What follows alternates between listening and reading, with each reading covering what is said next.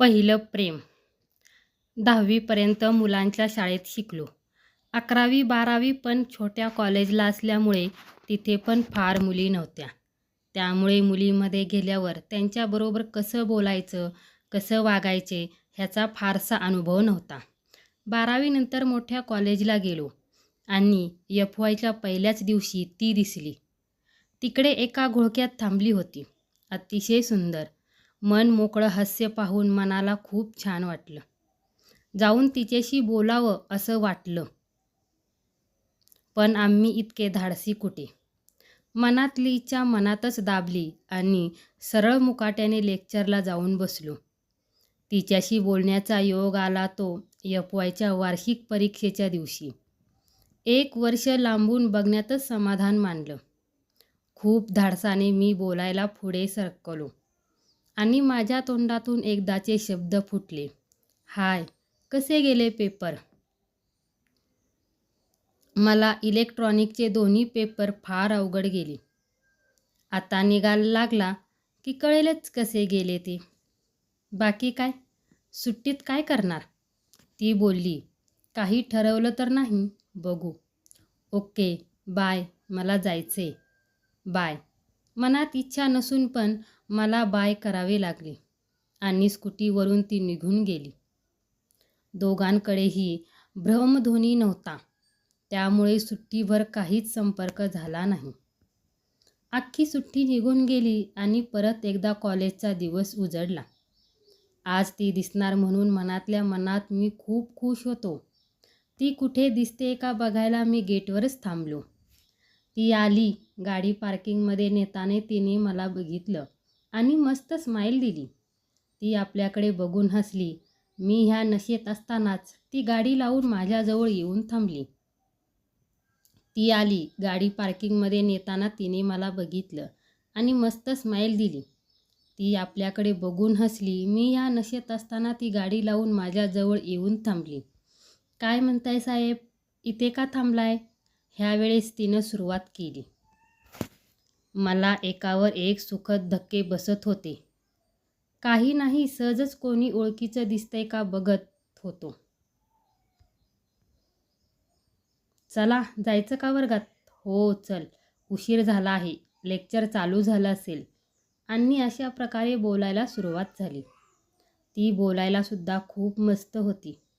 तिचं बोलणं तासनतास ऐकावे असं वाटायचं. जसे दिवस पुढे पुढे जाऊ लागले तसे आमच्यामध्ये मैत्री निर्माण झाली.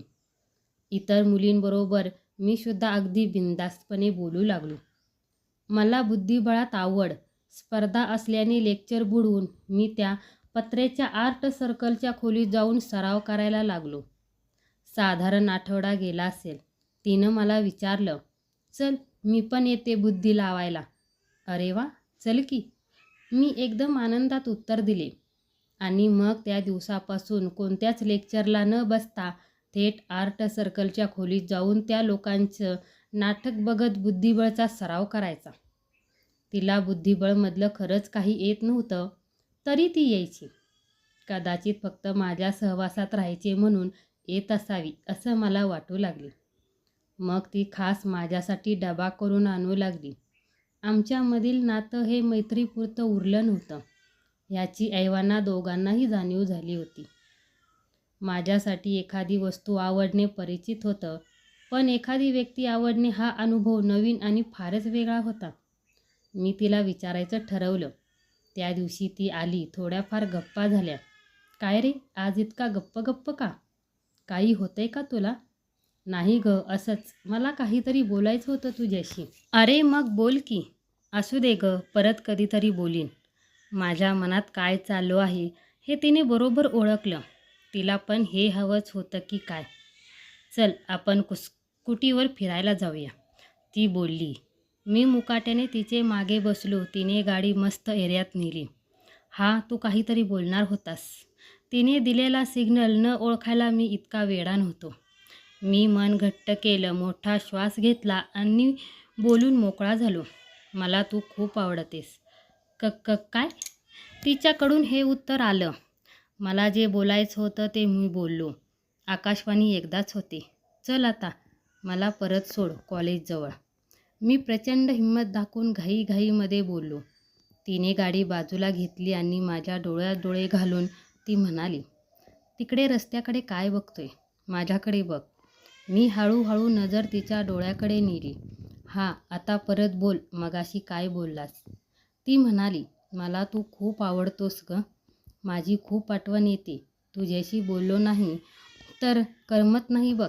फार विचित्र वाटतं. तिच्या नजरेला नजर टाळून मी एवढे बोललो आणि तिच्या उत्तराची वाट बघू लागलो. आपण फार मोठा घोटाळा केला असं वाटू लागलं. ए वड्या, हे बघ, वरती माझ्याकडे बघ. मग मी नजर हळूहळू तिच्याकडे नेली. मला पण खूप आवडतोस. मला पण तुझी खूप खूप आठवण येते रे. हे बोलताना तिची नजर हळूच बाजूला दुसरीकडे गेली होती. तिचे शब्द कानावर पडताच माझा आनंद गगनात मावेनासा झाला. तिला कडकडून मिठी मारायची इच्छा होती, पण वेळ आणि जागा चुकीची असल्यामुळे ते राहून गेलं. गाडी परत फिरली. कॉलेजच्या गेटजवळ पोहोचेपर्यंत ती 6-7 मिनिटे मी मनातल्या मनात हसत होतो. स्वतःवरचं मी प्रचंड खुश झालो होतो. ह्या गोष्टीला प्रपोज करणं हे म्हणतात हेही मला माहीत नव्हतं. तिने मला कॉलेजच्या दारात सोडले. आता मात्र आम्ही दोघेही एकमेकाच्या नजरेत अगदी बिनधास्त बघत होतो. तोंडातून एकही शब्द न काढतासुद्धा आमच्यामधले प्रचंड मोठा संवाद होत होता. मग कॉलेजला 2 वाजता संपली की घरी न जाता तिथेच 5पर्यंत गप्पा मारत बसायचो. 5ला गणितच्या क्लासला दोघांनीही एकत्र तिच्या स्कूटीवरून जायचो. एव्हाना मी सायकल आणायची बंद केली होती.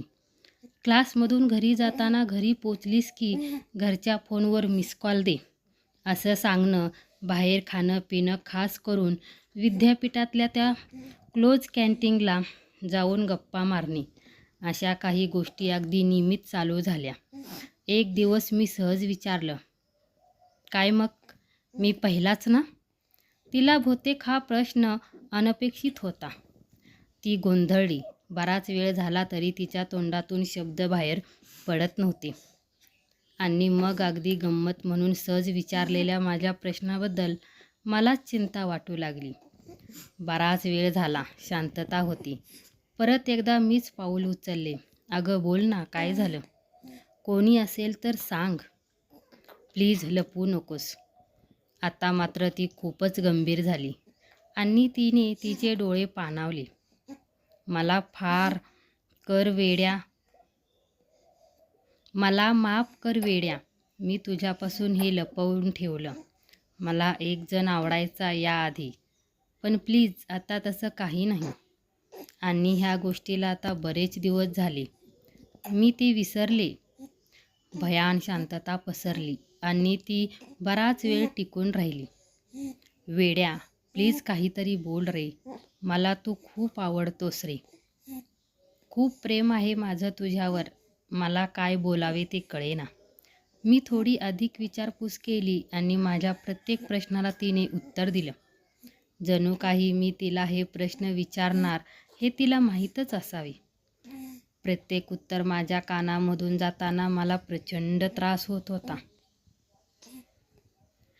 तो 8 महिने बाहेर आणि 4 महिने पुण्यात असतो. भरपूर पगार आणि असं बरंच काही त्याच्याबद्दल ऐकायला मिळालं. माझ्या अंगावर वीज पडावी तशी माझी अवस्था झाली. मी अगदी सहज गंमत म्हणून विचारलेल्या प्रश्नाला इतका वेगळं वळण येईल असं मी विचारही केला नव्हता. मी माझी सॅक घेतली आणि मी एकही शब्द न बोलता तडकीफड तिथून निघून गेलो. 2-3 दिवस गेले. मी काहीच संपर्क केला नाही. तिचाही फोन आला नाही. मी माझ्या मित्राशी याबद्दल बोललो. तो आमच्या दोघांचा चांगला मित्र होता. हे बघ वेड्या, तुला मी खरंच मनापासून आवडते. तो मला धीर देत बोलला. हो रे, हे काय विचारणं झालं का? तिच्यावर पूर्ण विश्वास ठेव. हो अरे, पण वगैरे काही नाही. आधी तिला जाऊन भेट. परत कसलाही विचार मनात आणू नकोस. तिच्यावर खूप मनापासून प्रेम कर. ती तुझीच आहे वेड्या, तुझीच आहे. तिला मी कॉलेजमध्ये गाठलं. एकदा नवीन ओळख झालेला माणूस ज्या प्रकारे बोलतो त्या पद्धतीने मी तिला म्हणालो, हाय, काय चाललंय? काही विशेष नाही. तिने पण तसंच उत्तर दिलं. कॉलेज संपल्यावर आम्ही अगदी नेहमीप्रमाणे बसलो होतो. पण आज आमच्यामध्ये फार गप्पा होत नव्हत्या. आज फार बोर होतंय ना? मी उगाच काहीतरी बोलायचं म्हणून बोललो. खरं तर तिच्यासोबत बसून पूर्ण आयुष्य काढायला पण मी तयार होतो. हो ना? खरंच आज फारच बोर होते. क्लासला पण वेळ आहे. अजून बराच. चल आपण कुठेतरी जाऊया. कुठे जायचं? मला फार काही माहीत नाही या एरियामधलं. प्लीज विद्यापीठात नको. तिथे जाऊन जाऊन मला कंटाळा आलाय. मी पण माझं मत मांडलं. वेड्या, माझ्या घरी येतोस? इथे जवळच आहे. चल जाऊ आपण. बस मागे. माझ्या उत्तराची वाट बघता तिने गाडी सुरू केली. मग मागे बसलो आणि गाडी निघाली. तिच्या भावाशी आणि आईशी आपण काय बोलणार आहोत याची मी तयारी सुरू केली. आम्ही घरी पोचलो. घरी कोणीच नव्हतं. मी एका सुस्कारा सोडला. तिने मस्त चहा आणि मॅगी करून आणली. आम्ही पहिल्यासारखे बोलत नव्हतो आणि ह्याची जाणीव दोघांनाही होती. मॅगी खाता खाता एकमेकांना नजर भिडली. मॅगीची प्लेट मी अलगद बाजूला ठेवली आणि तिच्याजवळ जाऊन तिला कडकडून मिठी मारली. तिला खूप आनंद झाला. झालं गेलं सगळं विसरायला झालं आणि आमची गाडी परत एकदा सुरळीत चालू झाल्याची जाणीव आम्हाला झाली. कधी कधी तिच्या घरी जाणं, तिच्या मस्तपैकी चहा आणि मॅगी बनवणं, तिच्या खुशीत पडून मस्त गप्पा मारणं, भविष्याची स्वप्ने रंगवणे, अशा गोष्टींनी मन अगदी प्रसन्न होतं. प्रेम खरंच इतकं सुंदर असतं ह्याची जाणीव झाली. काही महिने निघून गेले. सर्व काही सुरळीत चालू होतं. त्या दिवशी त्यांच्या घरी असताना अचानक फोन वाजला. तिने उचलला आणि ती खूप खिन्न झाली. फक्त ठीक आहे, येते लगेच, असं ती फोनवर म्हणाली. तिने पटपट आवरायला घेतलं आणि आवरता आवरताच मी तिला म्हणालो. ती त्याला म्हणाली, चल वेड्या, मला जायला लागेल. फोनवरील व्यक्ती कोण होती ते मला कळू शकेल? तिने काही सांगितलंच नाही. त्याला कळालं पण नाही. काय झालं? असं अचानक कुठे निघालीस? कोणाचा फोन होता? तुला सांगायलाच पाहिजे का कोणाचा फोन होता ते? तिनं उलट प्रश्न केला. हो, मला सांगायलाच पाहिजे. मला ते ना समजून कशी चैन पडणार होती. तो पुण्यात आलाय. त्याने मला त्याच्या घरी बोलवले. काहीतरी काम आहे म्हणे. माझ्यासाठी हा प्रचंड मोठा धक्का होता. तरी पण मी स्वतःला सावरत मन खंबीर केलं. माझ्या भावना चेहऱ्यावर न असण्याचा प्रयत्न केला. ठीक आहे, जा. तिला नाही म्हणून मला उगाच वाईटपणा घ्यायचा नव्हता. का कुणास ठाऊक, पण आमच्या नात्याचे अस्तित्व आता फार काळ टिकणार नव्हतं असं मला उगाच वाटले. त्या दिवसापासून ती माझ्याशी आधीसारखी बोलत नव्हती. तिच्या डोळ्यात सतत काहीतरी लपवत असल्याची भावना मला स्पष्ट दिसायची. माझं मन ह्या प्रकाराने फार चिरडून गेलं होतं. त्या दिवशी फार वेगळी दिसत होती. रडून रडून डोळे सुजले होते. ती बहुतेक मनाचा पूर्ण निश्चय करून आली असावी. क्लास संपल्यावर तिने मला थांबवलं. गप्पा मारत मारत आम्ही पुन्हा हॉस्पिटलच्या पुलावर जाऊन उभे राहिलो. वेड्या, मला तुला काहीतरी सांगायचं आहे. हां, बोल. मला कल्पना आहे, बोलून टाक, मी अतिशय घट्ट मनाने तिला म्हणालो. तिला असे दाखवण्याचा प्रयत्न केला की ती मला काही पण बोलली तरी मी अतिशय कठोरपणे हे पचवून घेईन. मी त्याच्याशिवाय नाही रे जगू शकत. I am sorry. प्लीज मला माफ कर, प्लीज. माझी स्वतःवरची खूप चिडचिड झाली. काहीही न बोलता मी उलटा फिरलो. माझ्या हताश हारलेल्या मनाला सावरत घरी पोचलो. वरच्या खोलीचे दार लावून रडत बसलो. तिने जे काही केलं ते तिलाच नीट कळत नव्हतं असं म्हणून मी मनातल्या मनात तिला माफ करून टाकलं. पाकिटामधून तिचा फोटो काढला.